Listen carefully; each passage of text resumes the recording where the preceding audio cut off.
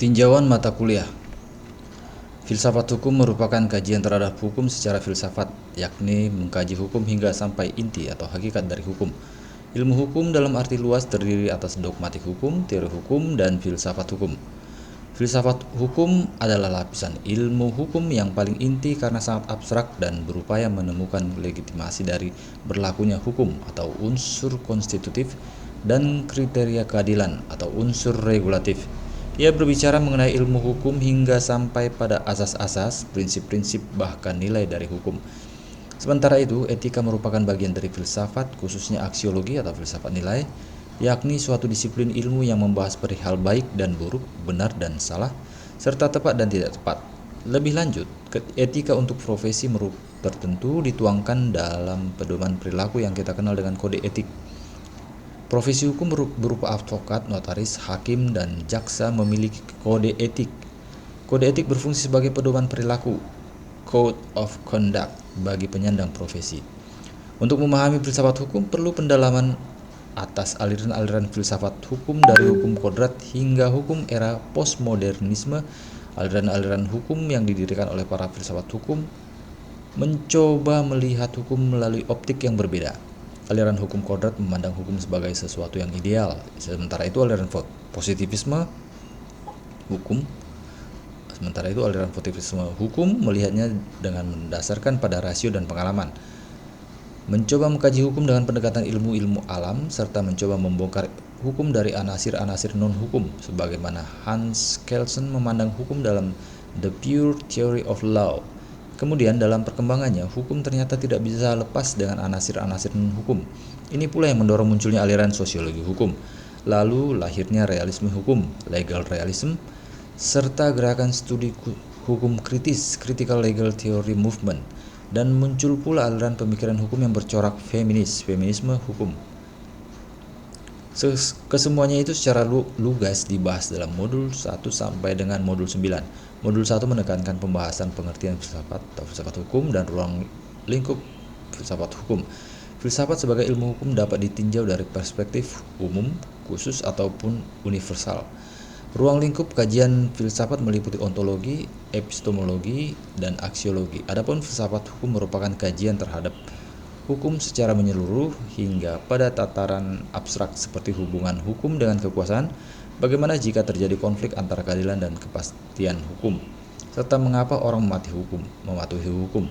Filsafat hukum adalah bagian dari ilmu filsafat, yaitu filsafat nilai atau aksiologi, khususnya filsafat tentang nilai baik, buruk, perilaku manusia atau etika.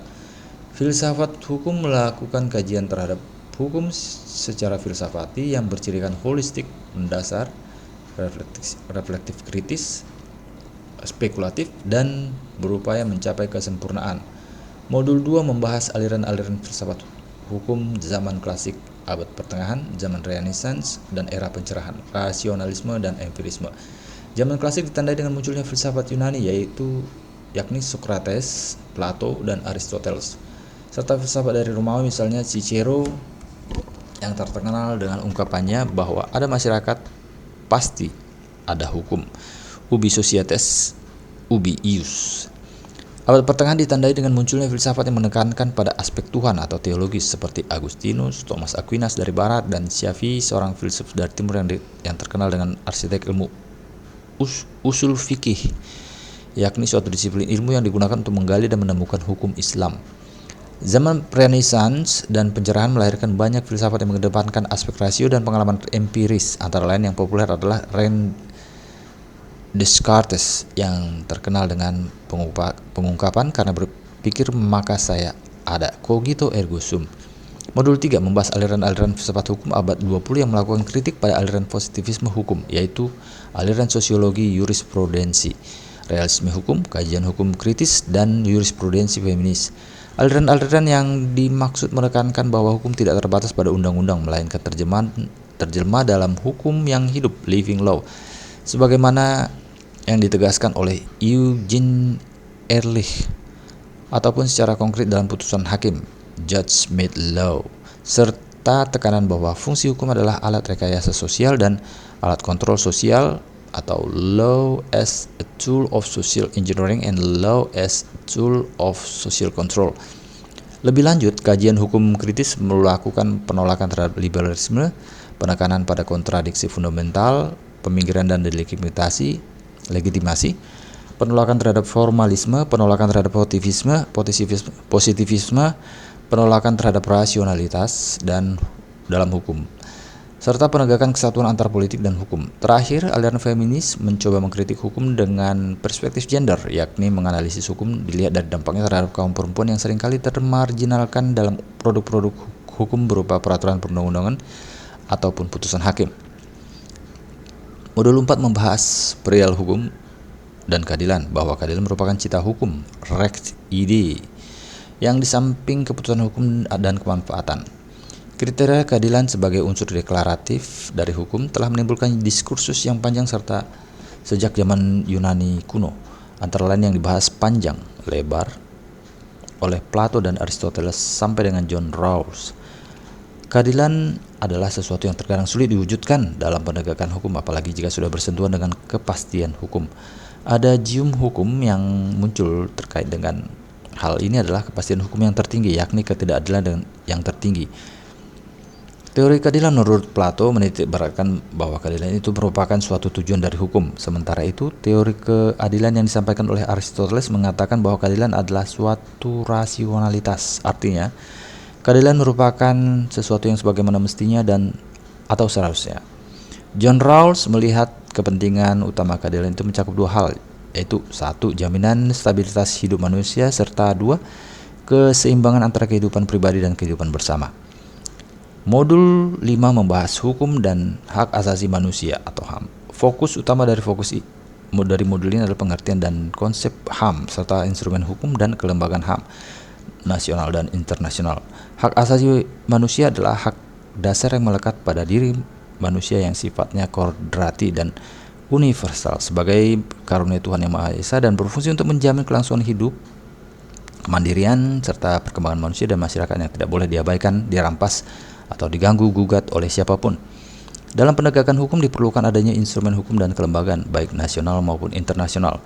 Indonesia secara hukum dan kelembagaan sudah cukup mewadahi perlindungan HAM yang paling penting untuk ditingkatkan dari segi penegakannya.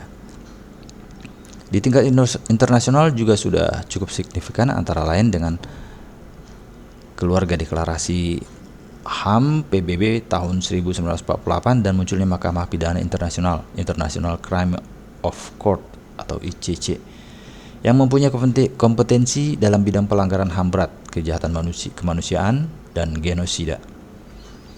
Modul 6 membahas permasalahan hukum baik yang bersifat klasik maupun kontemporer. Permasalahan hukum klasik antara lain meliputi hakikat hukum, tujuan hukum, keadilan, serta hubungan hukum dan kekuasaan. Sementara itu, permasalahan hukum kontemporer membahas hukum sebagai pembaruan masyarakat, law as a tool of social engineering, dan hukum sebagai sarana kontrol sosial, law as a tool of social engineering. Modul 7 membahas etika dan etika profesi sebagaimana dikemukakan di muka. Etika merupakan cabang dari filsafat, yakni filsafat tentang nilai-nilai atau aksiologi. Pada kegiatan belajar 1 dibahas mengenai pengertian etika profesi dan etika profesi. Kemudian pada kegiatan belajar 2 dibahas mengenai objek kajian etika dan aliran-aliran dalam etika. Terakhir, pada kegiatan belajar 3 dibahas mengenai officium nobile, konsep etika profesi dan manfaat etika bagi pemegang profesi hukum. Modul 8 membahas secara spesifik kode etik profesi hukum. Di samping pengertian kode etik profesi hukum, juga dikemukakan substansi kode etik yang bagi profesi hukum inti, yakni hakim, jaksa, advokat, dan notaris.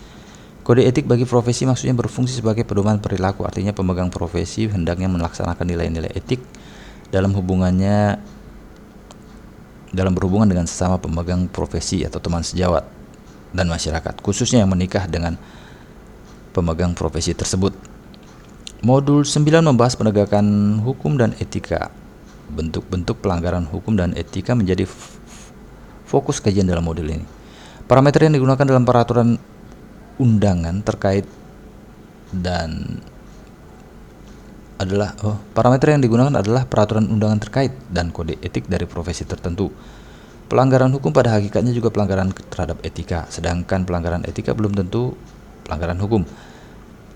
Selanjutnya dibahas mengenai tempat etika dan penegakan hukum, penegakan kode etik, tugas dan wewenang lembaga penegak hukum, serta tugas dan wewenang lembaga penegak etika.